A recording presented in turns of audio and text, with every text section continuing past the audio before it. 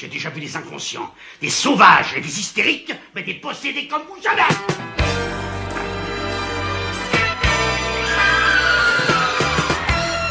Qu'est-ce que je vais devenir? Je suis ministre, je ne sais rien faire. Moi?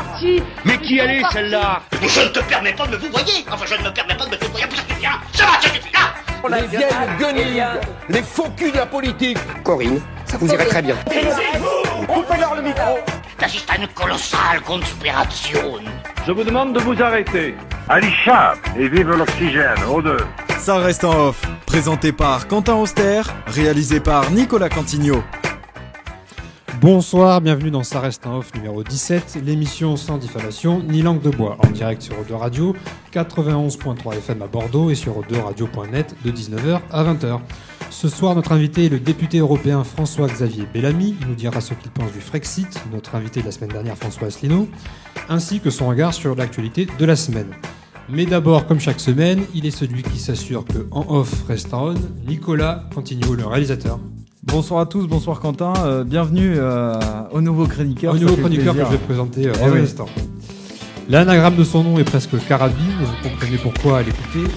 Son jingle, Stéphane Carbinier, chef d'entreprise, ex-chef d'entreprise, tu vas nous en dire deux mots peut-être, et gilet jaune.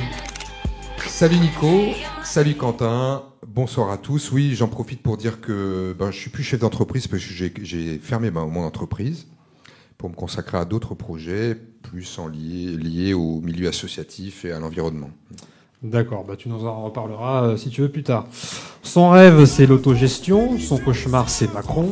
C'est Christine, infirmière et gilet jaune. Bonsoir tout le monde. Et enfin, il nous rejoint cette semaine. Donc, il n'a pas encore de slogan ni de musique, mais on va vite lui en trouver. C'est Mathieu Louvès. Bienvenue. Bienvenue, et merci de m'accueillir aujourd'hui. Donc tu es responsable des Jeunes Républicains de Gironde, c'est ça? Est-ce que tu peux te présenter Alors, Mathieu Louvès, 24 ans, 25 bientôt, encore étudiant pour peu, et responsable des Jeunes Républicains de Gironde depuis 1 an et demi. Ok, très bien. Merci de nous avoir rejoints, et puis tu pourras continuer à participer à nos émissions, et puis ça apportera un peu de contradiction dans cette émission avec tous ces gilets jaunes, parce qu'on est un peu envahi. Et malheureusement, tu peux pas voir Jamila parce qu'elle est malade aujourd'hui, elle a le dos bloqué. D'ailleurs, elle nous écoute, mais elle sera là dès la semaine prochaine. Alors, avant de commencer avec l'invité, je voudrais quand même revenir sur l'émission de la semaine dernière. Donc, mercredi dernier, on a reçu ici dans le studio François Asselineau, le président de l'UPR, qui veut devenir président tout court et faire quitter la France de l'UE. Et je dois dire à nos auditeurs, et tout le monde ici, je pense, associé à moi, que j'étais scandalisé, vraiment, par les réactions que ça a suscité sur les réseaux sociaux, sur YouTube en particulier. On en est pour l'heure à 15 000 vues. Et on a reçu un flot d'injures monumentales dans les commentaires, plus de 400 commentaires, comme quoi on était très limité, et qu'en gros, M. Asselineau est venu nous faire la leçon aux pauvres ignares bien gentils de l'inviter. Alors déjà que j'avais des doutes, là je pense qu'on peut le dire, il y a certainement des gens très bien à l'UPR qui vont prendre pour tout le monde, mais l'essentiel c'est une secte, c'est une religion, et M. Asselineau est son gourou. Donc voilà. D'ailleurs Stéphane, tu avais écrit un papier en réaction à tout ce flot de commentaires qu'on a reçu, et pour développer ton point de vue sur le Frexit, qui a été plutôt mal reçu aussi. Oui, pas vraiment en réaction, mais bon, c'est vrai que on avait un invité de marque et donc on l'a laissé parler. On n'a pas vraiment pu débattre. Oui, parce qu'il a beaucoup parlé et on nous a fait le procès de ne pas avoir assez parlé. Donc c'est quand même un coup. Voilà, et donc j'ai souhaité simplement donner un point de vue, quelques idées, poser des questions sur qu'est-ce que serait la France en dehors de l'Union européenne. Ouais. Comment faire face aux défis majeurs auxquels on aurait à faire face, et voilà, ça a effectivement suscité des commentaires. Ouais. Bon, en tout cas, M. Asselineau devrait tenir ses troupes et on n'en restera pas là, on en reparlera. Bon, alors Mathieu, chaque semaine on reçoit des pointures dans leur domaine qui fait l'actualité, donc tout de suite on commence avec l'invité de la semaine.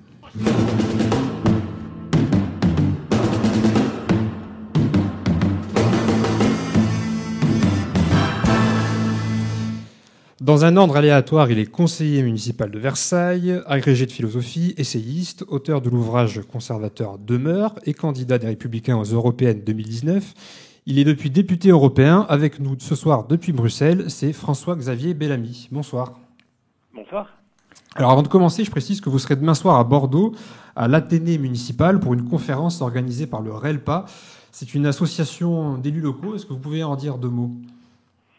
J'ai effectivement été invité par le RELPA, qui est un réseau d'élus locaux, pour venir échanger avec eux à Bordeaux. Et ce sera une très grande joie de venir à Bordeaux, parce que c'est toujours un bonheur d'être à Bordeaux, mais aussi parce que je suis à Bruxelles ce soir et je crois que l'un des grands enjeux pour nous, parlementaires européens, c'est de rester sur le terrain, de rester au contact de tous les Français pour pouvoir ne pas se trouver piégés dans ce qui est parfois décrit comme la bulle bruxelloise. Et c'est vrai que c'est un vrai défi, parce que ce Parlement nous prend beaucoup de temps et c'est normal. Ouais. Mais le plus important, c'est de rester au contact des Français, de rester au contact du réel. D'ailleurs, je voulais revenir avec vous, d'échanger avec eux. Monsieur Asselineau, sur le cas François Asselineau qu'on recevait ici, vous l'avez entendu la semaine dernière. Et comme vous l'avez entendu, donc, on a eu des retours assez virulents de la part de ces militants. Vous, en tant que député européen, justement, qui êtes confronté aux europhobes, qu'est-ce que vous inspire ce dogmatisme et par extension, votre opinion sur le Frexit ? Alors d'abord, je voudrais dire, et ça je découvre cette situation à travers ce que vous venez de dire au début de votre émission, et je voudrais dire que d'une manière plus générale, je suis vraiment très préoccupé de l'atmosphère de violence verbale en particulier, qui règne aujourd'hui bien souvent sur les réseaux sociaux. Comme moi peut-être, vous avez découvert les réseaux sociaux il y a quelques années, et Twitter en particulier, par exemple, a été une chance extraordinaire pour ceux qui ont un peu de curiosité intellectuelle, qui aiment se confronter à des opinions différentes. Aujourd'hui, j'ai le sentiment que ces réseaux sociaux se sont transformés en lieu d'insultes permanentes, ou en un espèce de tribunal moral perpétuel où tous ceux qui ne sont pas de votre avis sont instantanément passibles d'être accusés de tous les maux. Et je crois que c'est très grave et qu'on devrait réfléchir sur ce que devient notre démocratie dans un moment comme celui-ci. Le fait que vous ayez invité François Asselineau, que vous ayez échangé avec lui, est le signe de l'engagement que vous donnez à la réflexion et au débat. Et je crois que jamais ça ne devrait vous valoir de recevoir des commentaires insultants. Le droit à la critique est consubstantiel à la démocratie, mais je suis très attristé de cette situation et je crois qu'elle est malheureusement symptomatique. Merci pour votre soutien, Monsieur Bellamy. Sinon, cette semaine, on parle aussi évidemment de l'affaire Griveaux. La classe politique est assez univoque à ce sujet. D'ailleurs, on dit qu'il a été imprudent, certes, mais que sortir de telles vidéos pour l'unir politiquement, c'est assez ignoble. Qu'est-ce que vous aurez à y rajouter ? Que rajouter? Mais je dirais, bon, évidemment, c'est pas le moment, je crois, d'accabler Benjamin Griveaux, parce que même si effectivement c'était un acte d'imprudence, aujourd'hui la violence de ce qu'il doit subir est telle que je crois que ça n'est pas du tout nécessaire de rajouter quoi que ce soit. Je dirais simplement, pour élargir un peu le débat, que ce qui me préoccupe là encore, et peut-être est-ce lié d'ailleurs au sujet qu'on évoquait juste avant, c'est qu'une fois de plus, un débat démocratique est confisqué au profit d'une affaire qui n'a rien à voir avec les sujets de fond dont il devrait être question. Quelle que soit d'ailleurs notre position personnelle, on ne peut que déplorer cet état de fait. En 2017, l'élection présidentielle, qui aurait dû nous permettre de discuter ensemble des grands sujets de notre avenir, a été l'occasion de parler du prix des costumes de M. Fillon, ou bien de la question du recrutement des assistants parlementaires à l'Assemblée nationale, toutes choses qui sont tellement éloignées de l'ampleur des enjeux que nous avons devant nous. Et là, pour le coup, c'est le débat politique de l'élection municipale, qui plus est dans notre capitale, qui se trouve être confisqué au profit de ce qui aurait dû rester évidemment un fait divers désolant. Oui. Et là encore, il me semble que tout le monde a une part de responsabilité là-dedans. Je crois évidemment que les responsables politiques, et je pense qu'il faut le faire plus que le dire, doivent être très vigilants. Mais il me semble aussi que il est nécessaire que nous puissions accorder l'essentiel de notre attention, en particulier médiatique, aux sujets qui le valent vraiment. Oui. Sinon, dans le reste de l'actualité, vous savez, dans cette émission, on survole un peu l'actualité avec nos invités. Il y a la centrale de Fessenheim, ce vieux serpent de mer. Le premier réacteur va s'éteindre samedi prochain, donc ça rentre dans le cadre de la réduction de la part du nucléaire dans le mix énergétique voulu par le gouvernement.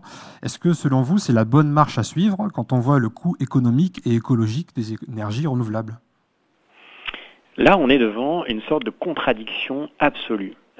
On l'a très bien vu d'ailleurs au Parlement européen récemment. Nous avons voté un texte proposé par certains collègues qui déclaraient l'état d'urgence. Et nous avons voté pour ce texte. Le lendemain, on nous propose de voter sur une résolution dans laquelle il est écrit qu'il faut fermer le plus rapidement possible toutes les centrales nucléaires. Ça n'a littéralement aucun sens. Je ne suis pas du tout un idéologue du nucléaire. Je pense que le nucléaire pose des questions, pose des problèmes de sécurité, de traitement des déchets. Tout ceci est très réel. Mais enfin, il est très... S'il y a une urgence climatique, nous ne pouvons absolument pas nous permettre de faire sans une ressource qui produit aujourd'hui une électricité décarbonée et qui nous permet donc de résoudre cette urgence. Dans un état d'urgence, quand nous sommes en détresse, nous ne devons pas nous défaire des moyens qui nous permettraient de sortir de cette urgence. Et ensuite, que la recherche nous permette de continuer à travailler pour identifier d'autres sources d'énergie qui ne présentent pas ces défauts, c'est tout à fait nécessaire. Oui. Mais aujourd'hui, c'est une folie, c'est une aberration, n'ayons pas peur des mots, que de vouloir se défaire de l'énergie nucléaire dans un moment où l'urgence est effectivement à la décarbonation. Et on voit très bien ce qui a été fait par nos voisins, je pense en particulier à nos amis allemands. Lorsqu'ils ont fermé leur parc nucléaire, ça a été pour réouvrir des centrales à charbon. Ils vont d'ailleurs en inaugurer une nouvelle dans quelques jours. C'est absolument aberrant et je crois qu'on est devant un cas tout à fait caractéristique d'irrationalité coupable. D'ailleurs, on va en parler après dans la suite de l'émission. Donc, on ne peut pas malheureusement développer davantage sur ce sujet puisque vous avez un agenda assez chargé. Je vais laisser la parole à un des chroniqueurs, peut-être, s'il veut vous poser une dernière question, un dernier mot. Mathieu, peut-être. Je pense que... Vous connaissez Monsieur Bellamy, bonjour. Oui, on se connaît de loin, sûrement.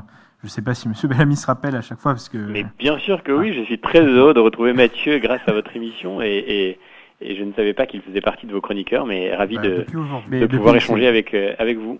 La grande première, et de toute manière, on se verra demain à Bordeaux. Et alors moi, je voulais poser une question qui n'a rien à voir avec les sujets qu'on a survolés. Qui est assez éclectique ici. Qui est concernant la réunion des conservateurs qu'il y avait eu à Rome il y a quelques jours, quelques semaines même, où notamment Viktor Orban, membre du PPE, participait à cette réunion-là.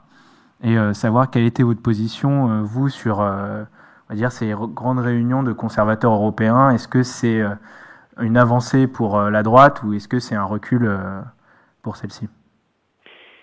Il me semble qu'aujourd'hui, le paysage politique est en profonde recomposition. On le voit parfaitement en France, mais on le voit aussi dans beaucoup d'autres pays européens. Ce qui se passe tout récemment en Allemagne, le résultat des dernières élections en Irlande, tout cela conforte le sentiment que nous sommes devant un moment de recomposition. Et dans cette situation, je crois que notre famille politique, c'est-à-dire sur le plan européen le PPE, la droite plus largement dans nos pays européens, nous devons faire un vrai travail pour pouvoir nous redéfinir, pour pouvoir dire qui nous sommes et ce que nous avons à offrir. À titre personnel, je n'ai jamais cru à l'idée de la fin des clivages qui était proposée par Emmanuel Macron. Je ne crois pas une seule seconde que la démocratie puisse vivre sans clivage politique, ou que le clivage puisse devenir l'opposition absurde entre des gens qui défendent le système et des gens qui s'opposent au système. Ça ne fait pas une alternative politique. Et quand il n'y a pas d'alternative politique, il y a évidemment un désespoir démocratique qui s'exprime par la violence. Et c'est ce qu'on connaît aujourd'hui. Emmanuel Macron nous avait promis il y a 2 ans la fin des clivages, et le résultat c'est que 2 ans plus tard, on n'a jamais eu une société plus fracturée, plus crispée, et à certains égards plus tendue, presque plus violente que ce que l'on connaît aujourd'hui. Et donc il me semble que la mission de la droite, c'est de pouvoir incarner une stratégie, une vision politique pour l'avenir, qui soit une vision assumée, affirmée, qu'on peut ne pas partager, et c'est ça le clivage politique, mais qui permet au moins d'organiser le débat démocratique. Je ne crois pas une seule seconde qu'il faille se réfugier dans une espèce de front républicain perpétuel ou que la vie politique doive ressembler à un deuxième tour permanent de l'élection présidentielle.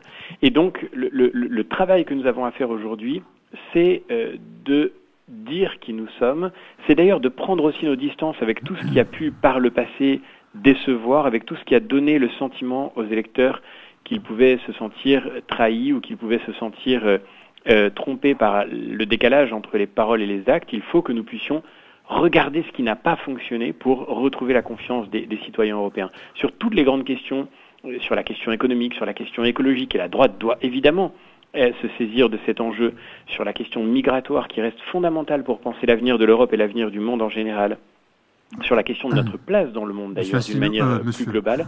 sur tous ces sujets-là, nous avons quelque chose de fondamental à dire. On va maintenant conclure. Monsieur Bellamy, Christine, tu as une réaction très brève, s'il te plaît, puisque... Oui, si vous avez encore juste une minute à m'accorder. Oui, bien sûr, allez-y, vous parlez des clivages, justement, gauche-droite. Moi, je crois fermement que, en fait, ces clivages, c'est simplement parce qu'on se trompe d'objectifs et de priorités. Et que si on parle des vrais objectifs de la société, qui sont l'être humain et notamment le climat ou la préservation de la planète, je me rends compte que c'est quelque chose de transversal et qui peut dépasser les clivages. C'est que quelque part, on se trompe d'objectif. Et je pense que la fin de ces clivages peut être possible si on remet les priorités au bon endroit. Aujourd'hui, c'est effectivement toutes les grandes sociétés, des raisons économiques qui vont faire qu'on est clivé par rapport à un monde du travail, par exemple. Voilà. Et peut-être que si tout le monde se mettait sur les bons objectifs sociaux, peut-être qu'il y aurait effectivement beaucoup moins de clivages. Vous avez raison sur un point, c'est qu'effectivement, je crois que, et c'est pour ça que je pense qu'on devrait réapprendre à se respecter un peu plus dans le débat démocratique, je crois qu'on peut très largement partager les objectifs. Je ne pense pas que le débat politique soit structuré entre les gentils et les méchants. Je pense que nous avons très largement le désir de servir, vous parliez de l'être humain, de préserver notre environnement pour le transmettre aux générations qui viennent. Beaucoup d'objectifs, évidemment, nous sont communs. La grande question, c'est la question des moyens. Et c'est là que la politique commence. C'est-à-dire, comment réussir à atteindre cet objectif? Et là, il est tout à fait normal qu'il y ait des clivages, parce qu'il est parfaitement normal que nous ayons des désaccords. Nous n'avons pas tous les mêmes opinions, et les questions que nous devons traiter sont des questions compliquées. Je reviens sur la question du nucléaire, par exemple. Et nous sommes devant un défi climatique, un défi écologique majeur. Eh bien, il est normal que, alors même que nous sommes légitimement convaincus de ce souci écologique, nous ayons des désaccords sur le meilleur moyen de préserver la planète et de la transmettre aux générations qui viennent. Et c'est là que le débat politique trouve sa légitimité. Il ne faut pas avoir peur d'être en désaccord sur des points. Au contraire, il y a même une forme de jubilation parfois à partager dans des débats un désaccord avec un interlocuteur avec lequel on échange des points de vue divergents. C'est normal d'avoir des désaccords et la démocratie doit servir la liberté des citoyens en organisant notre conversation collective. Ça veut dire qu'on doit réapprendre à se respecter parce qu'effectivement, ceux qui ne pensent pas comme nous ne sont pas forcément des méchants ou des imbéciles. On doit réapprendre à se respecter parce qu'on sert le même but, mais on doit comprendre aussi qu'il est normal et naturel qu'il y ait entre nous des clivages. Et je ne crois pas une seule seconde qu'on puisse fonder une démocratie sans clivage politique. Bien, merci Ça a été notre beaucoup. grande illusion et je pense qu'on en paye aujourd'hui le prix. Merci beaucoup François-Xavier Bellamy, député européen, je le rappelle. Merci d'avoir été avec nous. Et bravo pour votre travail. Merci encore. Merci, au revoir. Et on peut vous retrouver demain à la télé municipale à Bordeaux à partir de 18h30. Voilà, si nos auditeurs veulent aller vous rencontrer. Merci. Bon, on va maintenant faire une petite pause. Cette semaine, j'ai choisi Heroes de David Bowie. C'est un peu ce qu'on est aux yeux des gens de l'UPR. Donc, on en reparlera plus longuement après de l'affaire Griveaux, la centrale de Fessenheim et de l'écologie dans les élections municipales. À tout de suite sur Eau de Radio.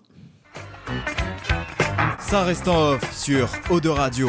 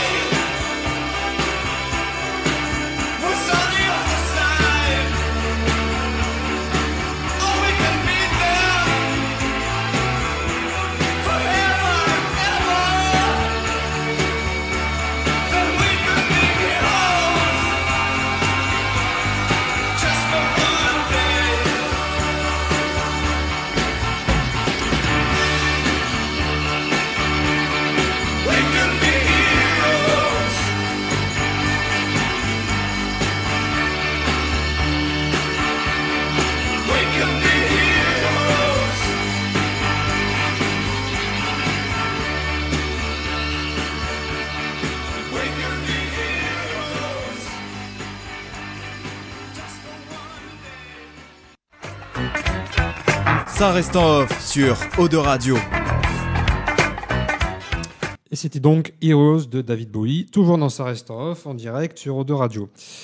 Avant de poursuivre, je résiste pas quand même au plaisir de vous lire quelques commentaires, bon, pas ceux qu'on reçoit en direct malheureusement, mais des commentaires de l'UPR, encore eux, par rapport à notre émission de la semaine dernière, donc avec François Asselineau. Alors je cite, très intéressant, merci. En passant, vos goûts musicaux sont à chier et vos bruits stridents, vous êtes des malades mentaux. On devrait interdire ce genre de pratique qui met en danger les oreilles du public. On devrait pouvoir vous poursuivre en cours pour usage de méthodes de gangsters, bruit nuisible et nocif pour l'audition humaine, mais vous vous prenez pour qui ? Je retourne la question à ce monsieur anonyme. Qui est votre ingé son ? Bon, ça c'est pour toi Nico. Voilà, après je vous feuilletonnerai un peu Merci, je vous feuilletonnerai un peu tous les... Il ne mérite pas qu'on s'y étende. Tous les commentaires. Exactement, moi je crois qu'à un moment donné, c'est des choses qu'il faut taire et ne pas relayer. Il faut quand même montrer qui sont les gens derrière ce parti, qui est une base militante extrêmement fanatique. Je crois que l'ignorance, parfois, c'est mieux. Surprise, motherfucker! Merci, c'était bien placé, ça. Merci. Bon, allez, en ce moment, ça bouscule la bien-pensance et ça me donne bonne conscience. C'est le débat de la semaine.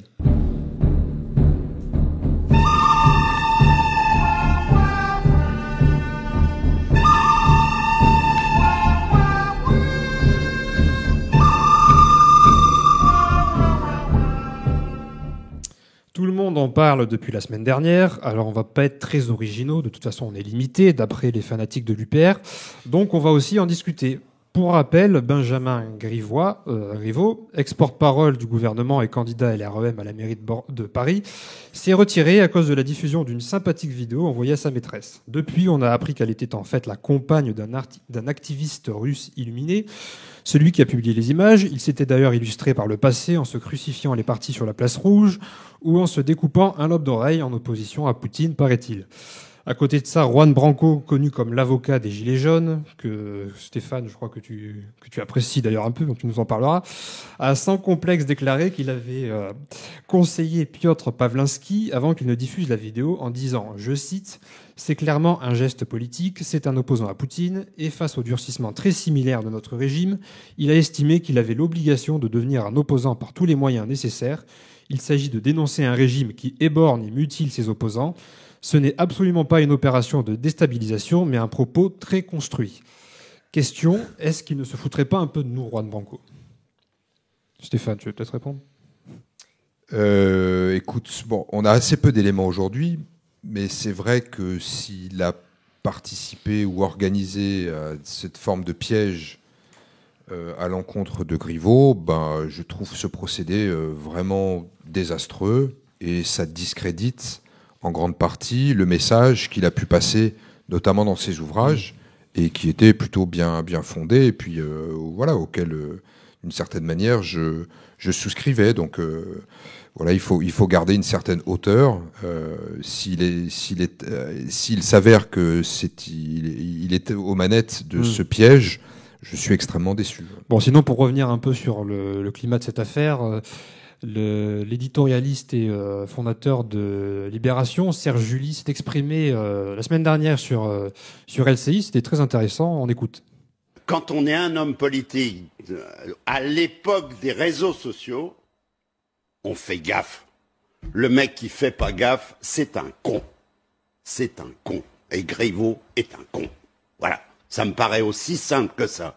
Il était ministre avant d'être candidat, avant de quitter le gouvernement, il était porte-parole, il était en charge, il était, je veux dire, et il envoyait. Moi, j'ai aucun problème moral sur le fait d'envoyer photos.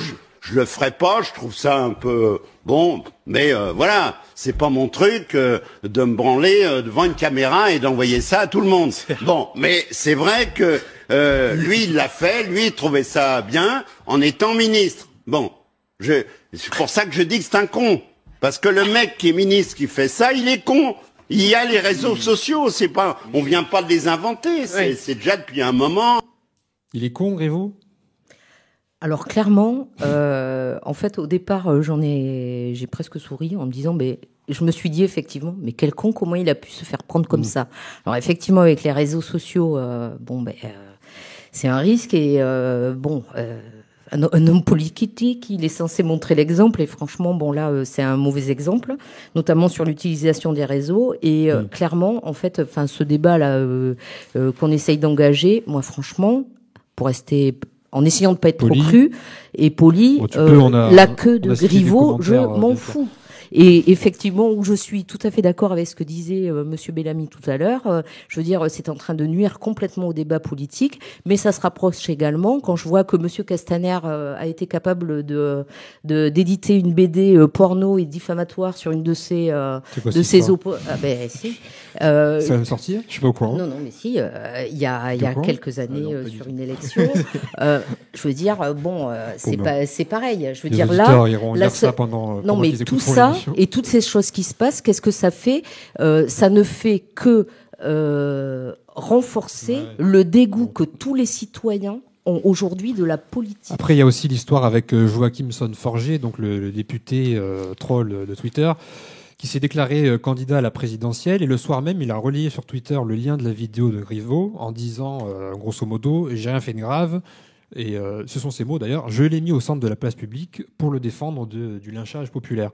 Est-ce que c'est recevable comme argument, Mathieu ? Alors, pour moi, Joachim Son-Forget, lui, par contre, est un con. Pour moi, Griveaux ne l'est pas. On va dire, il est un peu le résultat d'une société qui se libère sexuellement et, entre guillemets, peut se vulgariser, on va dire ça comme ça.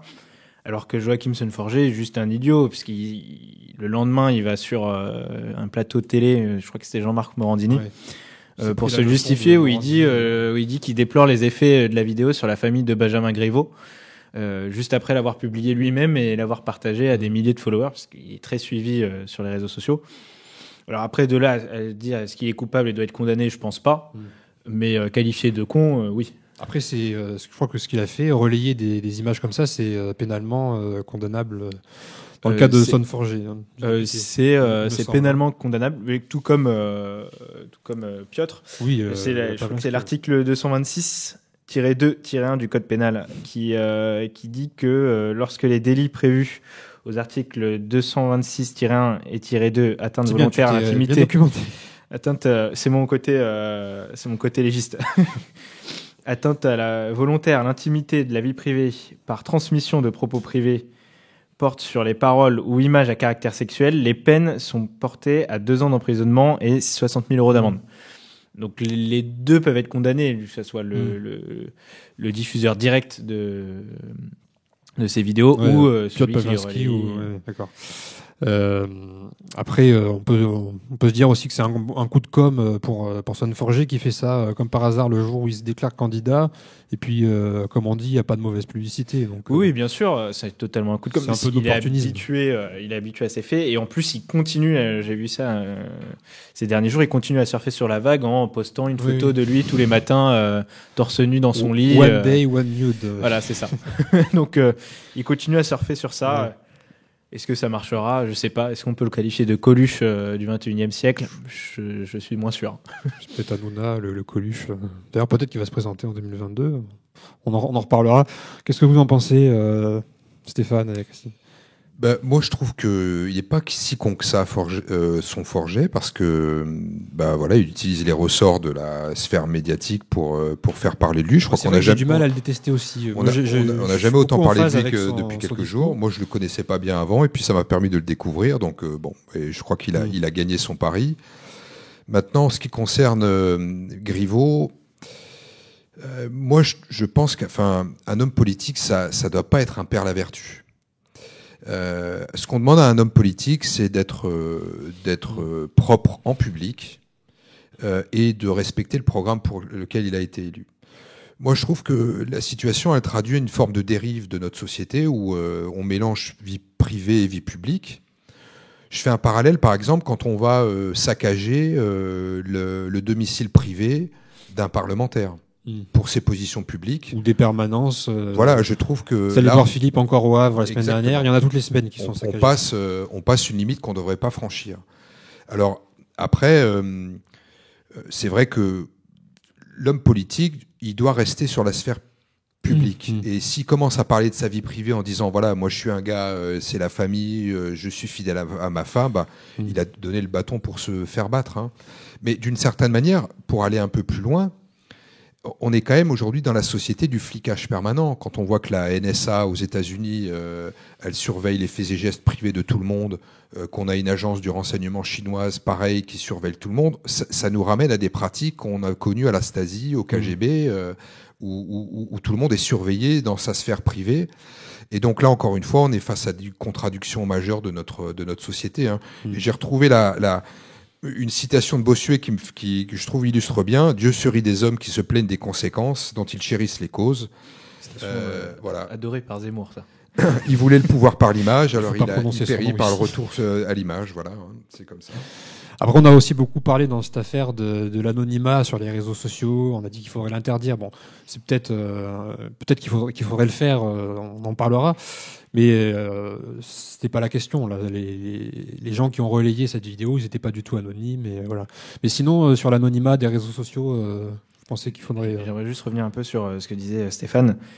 Moi, je pense qu'on vit une américanisation de la politique, dans le sens où c'est aussi les politiques qui ont cherché depuis des années à mettre en avant leur vie privée, se montrer avec leur Paris Match, totalement, mettre leurs photos en vacances avec leurs femmes et leurs enfants partout. Donc forcément, le lien entre la vie publique et vie privée, il s'amenuise et ils en sont aussi des grands responsables. Donc alors je condamne totalement ce qu'a fait Piotr, mais en même temps, ils ont un peu joué avec le feu. Ils ont un peu joué avec le feu, et encore plus, on va dire, après, c'est Emmanuel Macron et En Marche. C'est un moteur politique en même temps pour eux, de mettre en avant leur vie privée. Donc on peut les comprendre dans un sens, même si c'est. On dit moteur politique, mais justement, c'est que on échappe de tout débat. C'est-à-dire que l'idée, la vraie idée, est toujours tue par rapport à ça. Là, on voit, il se retire de la mairie de Paris. Au final, le projet ou les idées qu'il aurait pu porter, sur une attaque individuelle, on fait tomber ça. Je trouve ça dommage. Bien sûr. Après, il aurait pu dire que c'était pas lui et rester sa mairie de Paris. Mais je pense qu'aujourd'hui, la société aurait pas accepté. Il suffit d'une moindre petite chose pour que les gens disqualifient automatiquement. C'est déplorable, hein. Moi je trouve ça déplorable. J'ai soutenu Fillon en 2017 et je déplore le fait qu'il soit pas élu président à cause d'affaires minimes. Et aujourd'hui, on peut plus continuer, on va dire, un combat politique dès du moment où un moindre petit éclat. C'est ce que disait François-Xavier Bellamy tout à l'heure, c'est que monter en neige par les réseaux sociaux, etc. Il y a des petits détails qui, en fait, on s'intéresse qu'à l'écume des choses. Réseaux sociaux et médias mainstream. Et c'est on n'est pas des médias mainstream. De la transparence. Que les candidats ils se déclarent chez Hanouna maintenant, c'est quand même un signe, quoi. Il a une bonne audience, là, donc. Ouais, mais enfin bon. Et puis il parle à des gens auxquels ne s'adressent pas forcément les médias mainstream, comme on dit. Bon, on pourrait parler de ça pendant un moment, mais on va avancer puisque l'heure tourne. Certains font les questions et les réponses. Moi, je pose la question, vous me donnez la réponse. C'est tout con. C'est la question de la semaine. Boulgour, la trottinette électrique sont des préoccupations très importantes pour les bobos de centre-ville. Et le logement, l'insécurité ou le transport pour les habitués du diesel et des bouchons qui n'ont pas le choix sont des préoccupations très importantes pour tous les autres. Alors bien sûr, je vois que certains bouent autour de moi. C'est une caricature, hein, mais ce n'est pas que pour rendre mon propos plus intelligible, surtout pour les gens de l'UPR, sans trahir ma pensée qui est plus modérée. L'écologie n'est pas et ne doit pas être opposable aux autres problèmes. Pourtant, elle prend une place prépondérante dans la campagne des élections municipales à venir, faisant oublier tous les autres. Pour avoir travaillé sur la question à Bordeaux, puisque je suis journaliste, je le rappelle à l'UPR, l'écologie est à peu près le seul argument des candidats pour se faire élire. D'ailleurs, Pierre Urmic à Bordeaux, le candidat écolo, est à 1 point seulement dans les sondages derrière Nicolas Florian, le successeur d'Alain Juppé. Tous nous promettent des vélos et des arbres dans une ville qui est pourtant pas vraiment à la traîne sur le sujet. Et les vrais problèmes des Bordelais passent à la trappe. Plus 28% de cambriolage en 2019, des crimes retentissants en pleine rue, des transports saturés, des logements inaccessibles. Bref, ma question, est-ce que l'écologie ne prend pas un peu trop de place dans cette élection municipale ? Vous battez pas pour répondre. Pour moi, non. Pour moi, non, parce que... T'as pas le sentiment, sans dire que c'est un sujet mineur, mais qui prend un peu trop de place par rapport aux autres ? Moi, je trouve que l'écologie, c'est de toute façon le sujet qui va permettre de réconcilier économie, développement humain, partage, voilà, toutes des questions qui me semblent fondamentales pour notre société. L'élection municipale, c'est quand même, après l'élection présidentielle, celle où les gens s'investissent le plus et participent le plus. Et je trouve que c'est celle qui permet de définir certainement le mieux ce qu'est l'intérêt général du pays à un instant T. Donc je suis ravi, je serais ravi que l'écologie soit vraiment l'enjeu premier de cette élection, parce que ça obligerait nos hommes politiques, à commencer par le président, à prendre vraiment à bras-le-corps ce sujet. Christine.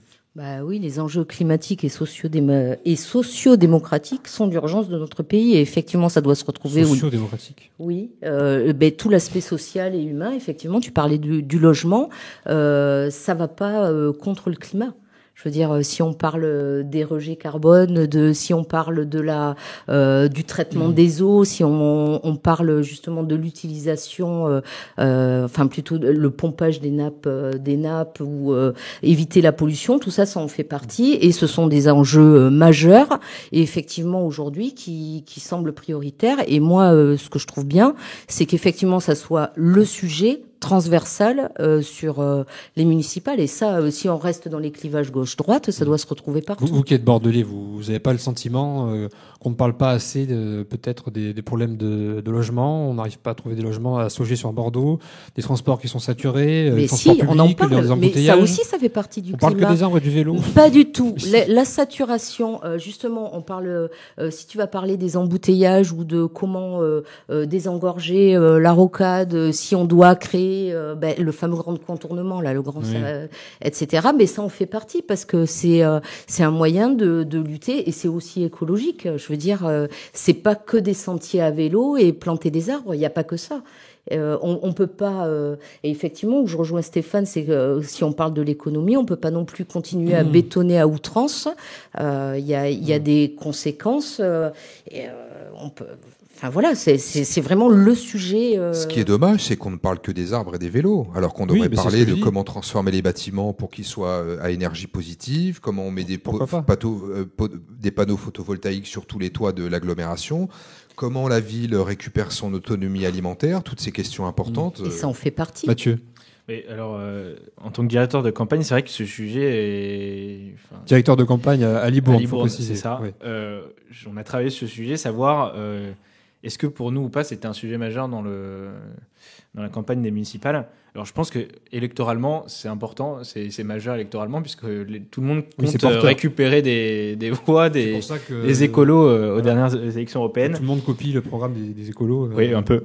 un peu. Et est-ce que, j'avoue, on l'a un peu fait aussi, est-ce que c'est un enjeu principal réel aujourd'hui? Pour moi, non. Surtout à l'échelle municipale. Surtout à l'échelle municipale. Ça l'est sur une échelle nationale. Voire internationale. Voire internationale, des parce traités, qu'en France, des règles. En France, on est quand même bon dans la matière. On est quand même bon. À Bordeaux, on l'est bon aussi. On est 6e ville, je crois, européenne du vélo. Oui. Tout à fait. Oui, mais c'est pas que le vélo. On ne parle pas que du vélo. Oui, non, mais c'est un exemple que je prends. Sinon, après... non, il y a des enjeux beaucoup plus importants. La sécurité est un enjeu majeur, comme tu disais, 28% de cambriolage en plus. Il y a aussi une statistique qui est sortie, qui est de 120 agressions au couteau par jour en France en 2019, ce qui est quand même énorme. Et on voit à Bordeaux, il y a des fusillades de temps en temps du côté de la gare ou sur les quais. Exactement. Des coups de feu à Saint-Michel encore la semaine dernière. Voilà, donc c'est un sujet... pour moi, c'est le sujet majeur des municipales qui est la sécurité et l'incivilité, dont on parle peu et pourtant qui est très importante. Est-ce que, selon vous, je m'adresse surtout aux gilets jaunes autour de la table, les samedis de violence auxquels on a assisté pendant des semaines, ça n'a pas un peu libéré justement une espèce de haine populaire comme ça qui contribue au sentiment et au fait d'insécurité qu'on observe de plus en plus en France? On a vu les statistiques du ministère de l'Intérieur et à Bordeaux. Non. Moi, je dirais que plus que les agissements de quelques énergumènes un peu énervés, c'est surtout la réponse politique qui a été donnée. Donc c'est la faute de l'État, la hausse de l'insécurité plutôt que de la faute de ceux qui... C'est une violence d'État, là. Moi, je suis convaincu de ça. Mais l'État est violent, de manière... Voilà, violent chez il a la violence légitime, on est d'accord. Violence légitime, l'État est toujours... Il y a certains pays où face à des manifestants violents, il y a une doctrine de ne pas utiliser la violence, justement, pour ne pas risquer de... Les flics doivent se laisser... Mais attends, t'as fait des manifs, ils se prennent quoi? Une canette de Heineken et en face, ils balancent une LBD. Là, je prends mon côté personnel. Mon père était gendarme, donc il a fait des manifs et ils se prennent plus qu'une petite canette. Ils sont équipés avec des Robocop, ils ont des... Non, mais c'est pas recevable comme défense. On voit bien... Prendre un parpaing sur un casque, on le sent quand même passer, le parpaing. Il n'y a jamais eu de parpaing jeté. Hein. Pourquoi vous minimisez les violences subies par... Non, c'est pas minimisé. On a vu les images, il y a des voitures de policiers qui sont fait incendier. Attends, Quentin, on parle de Bordeaux, là ? On parle en général. Je parle de Bordeaux en particulier et de la France en général. Je pense que la réponse... préfectorale, enfin je veux dire des forces de l'ordre qu'il y a eu, mais si on en a déjà parlé de ça, n'a fait que augmenter cet affrontement. Il y a vraiment eu les réponses. En quoi ça a augmenté la réponse? Je comprends pas. C'est-à-dire que quand tu as des manifestations, le fait que les manifestations violentes soient réprimées par les forces de l'ordre, pour toi, ça encourage le fait d'être encore plus violent. C'est ça? Si je comprends bien ton alors, oui, d'une certaine manière. C'est ça, oui. Donc il ne faut pas réprimer. Donc, non, c'est pas ça. Je veux dire, il y a tout à fait des moyens. Alors effectivement, aller manifester, crier sa colère dans la rue. Je veux dire, en termes de violence, effectivement, il y a eu des actes. Je vais pas dire qu'il y en a jamais eu. Il y a eu des bris de vitrines au mois de décembre l'an dernier. Il y en a pas eu. Ouais, et en fait, il y a eu une opposition policière qui a été vraiment. Il y avait des barricades en feu pour Victor Hugo à Bordeaux pendant des semaines. On revient sur le sujet d'avant, mais est-ce que les réseaux sociaux n'ont pas participé à cet emballage de violence, ou dans le sens où on voyait des vidéos de policiers arrêter des gens sans savoir les raisons pour lesquelles, et on disait voilà, violence policière, policier. Il y en a. Il y a des arrestations qui se font de manière arbitraire. Mais est-ce qu'on est sûr au-delà de ça ? Mais bien sûr. Est-ce que quand la personne n'a pas été repérée avant? Est-ce qu'elle n'a pas un CV je vais te dire, fourni juste un exemple, quand on parle de répression, je vais revenir au 18 mai. L'an dernier, le 18 mai, il y avait une marche qui avait été justement déclarée par le climat. Les Gilets jaunes s'étaient joints à cette marche pour le climat. Donc une marche déclarée. On avait déclaré un village. Donc tout dans les clous. On est bien d'accord. Il y a des gens qui sont venus se faire prendre sur le village, sur une zone déclarée, des contrôles parce que gilets jaunes, etc. Les exactions, on le nie pas, on le minimise pas. D'accord, mais la qu'il y ait réponse aussi des violences envers les forces de l'ordre dans l'autre sens, il faut pas le minimiser. Ça a toujours existé, ça, Quentin, des violences. Je veux dire, mais c'est pas parce que ça a toujours existé qu'il faut. Et honnêtement, la population violente dans les manifestations, c'est minime, c'est rien du tout, c'est 0,1% des gens. T'as quelques énergumènes violents.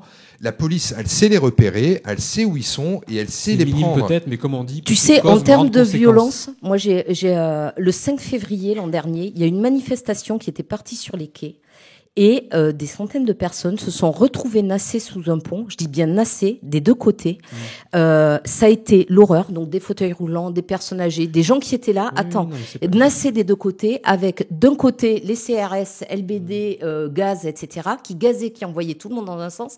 Et de l'autre côté, exactement la même chose, qui renvoyait de l'autre côté avec gazage, etc. Les gens, c'était un vrai parquage. Les gens, n'avaient pas d'autre solution. Donc c'était dans les gaz, il y a eu un malaise au milieu, ou monter à travers les grilles pour s'échapper et aller s'empaler dessus si on pouvait, ou sauter dans la Garonne pour partir. Ça a été une nasse abominable, et je peux te dire que le lendemain, on avait une permanence et des gens qui étaient totalement pacifique à la base, enfin vraiment qui était là pour manifester, pour revendiquer des choses, qui avaient des choses à apporter. La colère que cette chose-là a généré a été énorme, et des gens se radicalisent dans la colère suite à ça. Et c'est en ça que je te dis, concrètement, la réponse policière qu'il y a eu ce jour-là a créé une colère encore plus énorme. Et je pense que la réponse des forces de l'ordre a été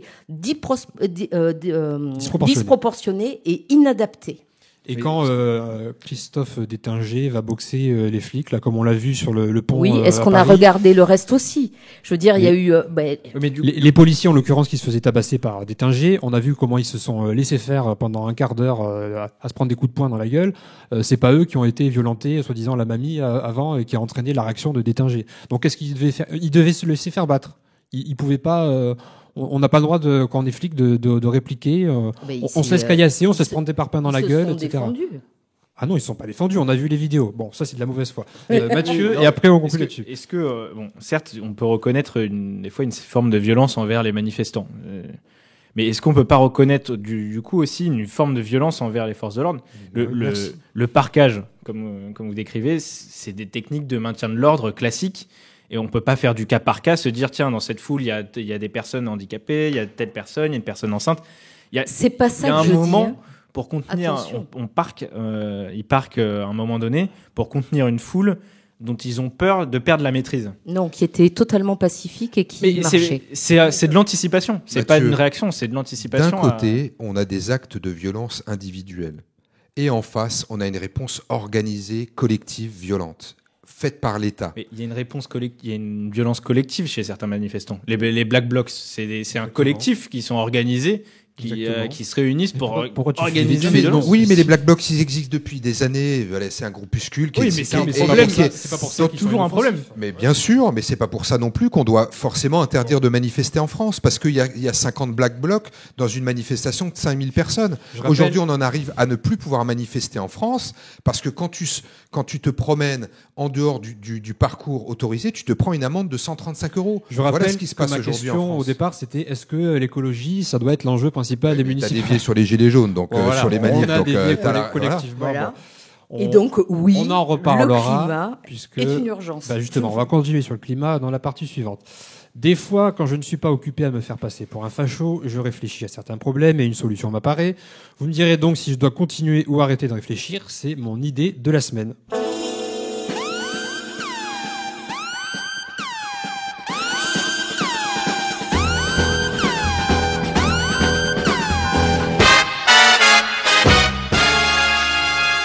Le 22 février, la centrale nucléaire de Fessenheim va éteindre son premier réacteur. La plus vieille centrale de France mettra au moins 2 ans à s'arrêter complètement et 20 ans pour être démantelée, ce qui est peut-être légitime compte tenu de son âge, mais ce n'est pas la question.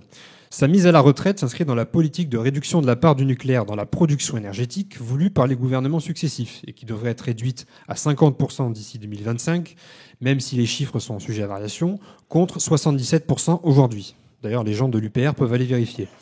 Or, le renouvelable, c'est-à-dire le solaire et l'éolien principalement, hors hydraulique qui est très efficace, le renouvelable, qui doit compenser la fermeture progressive des centrales nucléaires, n'a pas grand-chose d'écolo.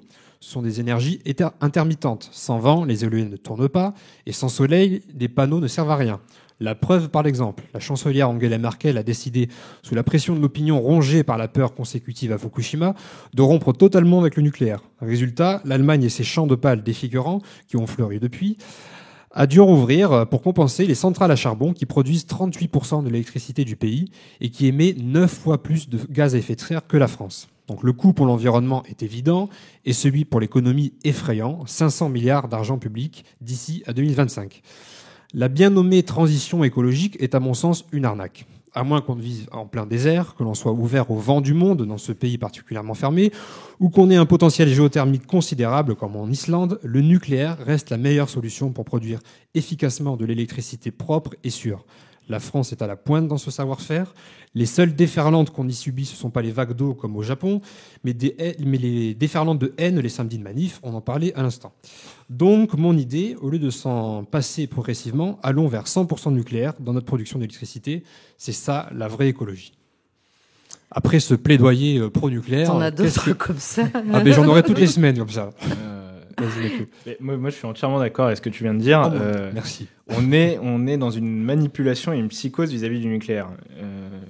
Aujourd'hui, il y a des idéologues, généralement écologistes, qui vendent le nucléaire comme l'abominable énergie qui pollue les sols, le ciel et tout ce qui s'ensuit. D'ailleurs, je te coupe juste 2 secondes. Il y a un an de ça, je crois, il y a un sondage qui est sorti qui disait que les jeunes de moins de 35 ans, je crois, ils sont 80% à croire que le nucléaire est en partie responsable du réchauffement climatique.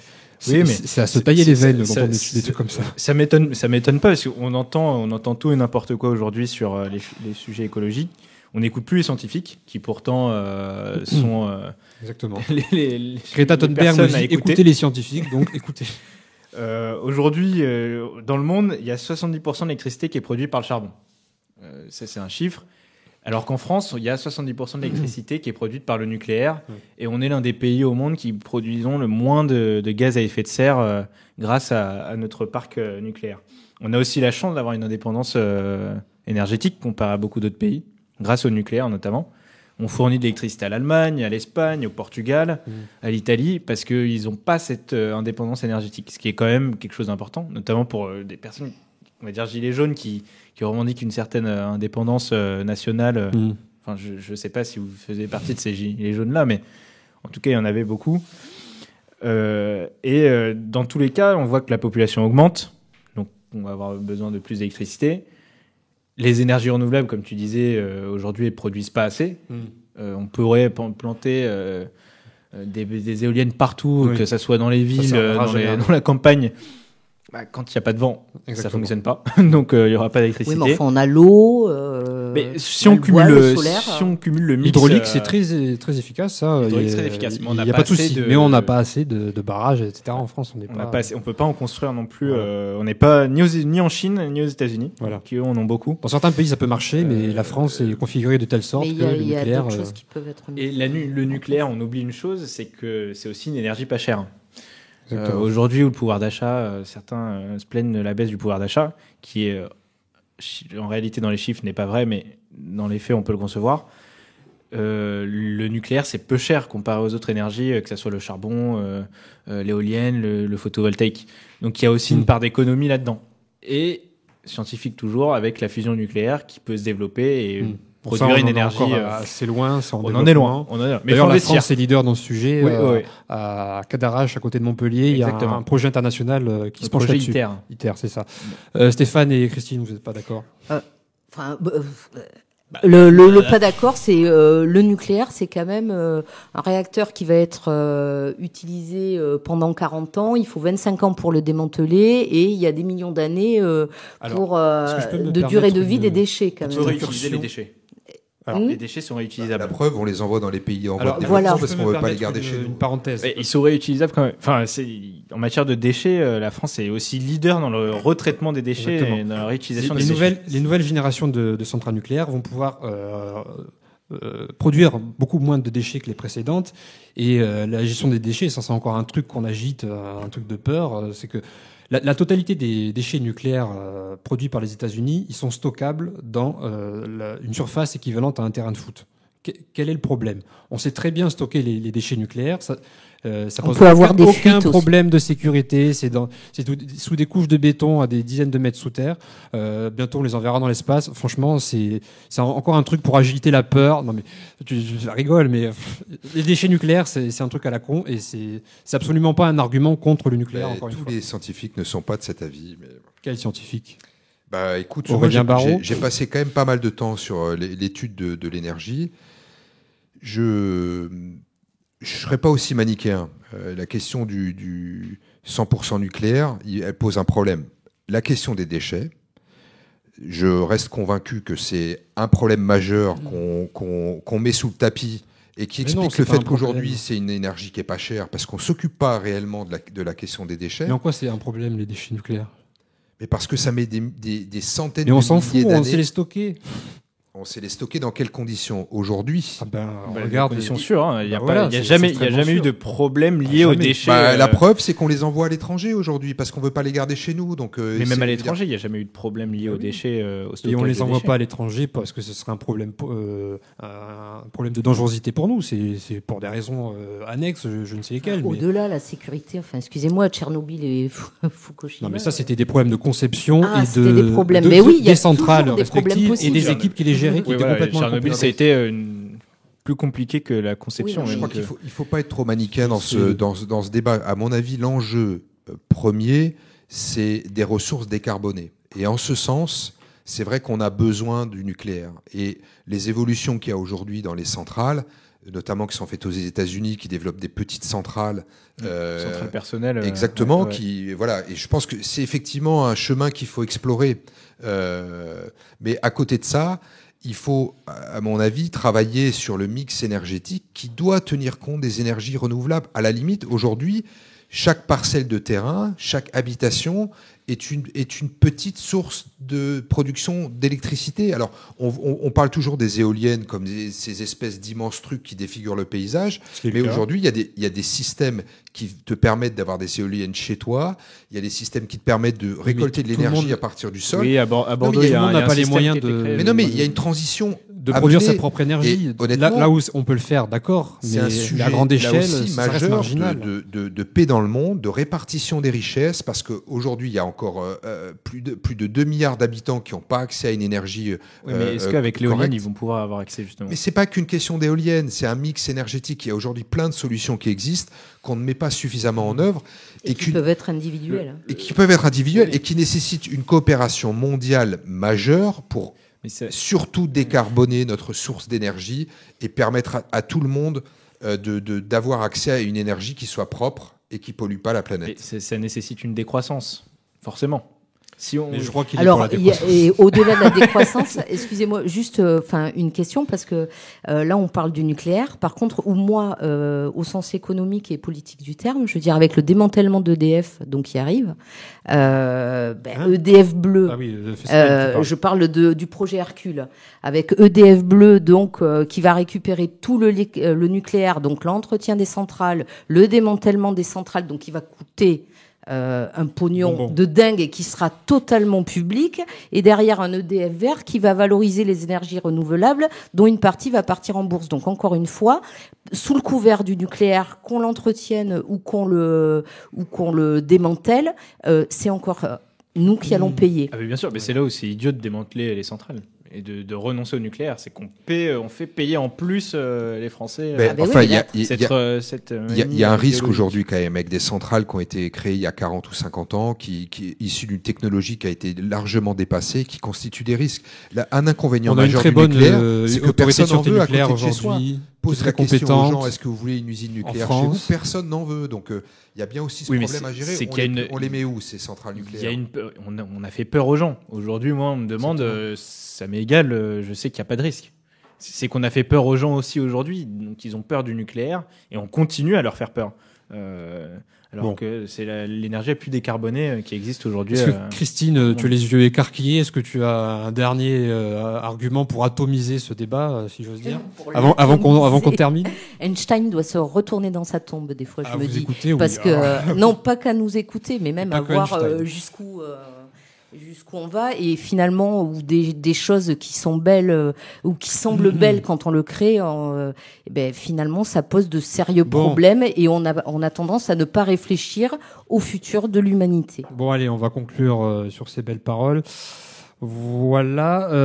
Avant de se quitter, quand même, je ne résiste pas encore une fois au plaisir de vous citer quelques citations en bon français de l'UPR. Est-ce que Nico, tu veux réagir?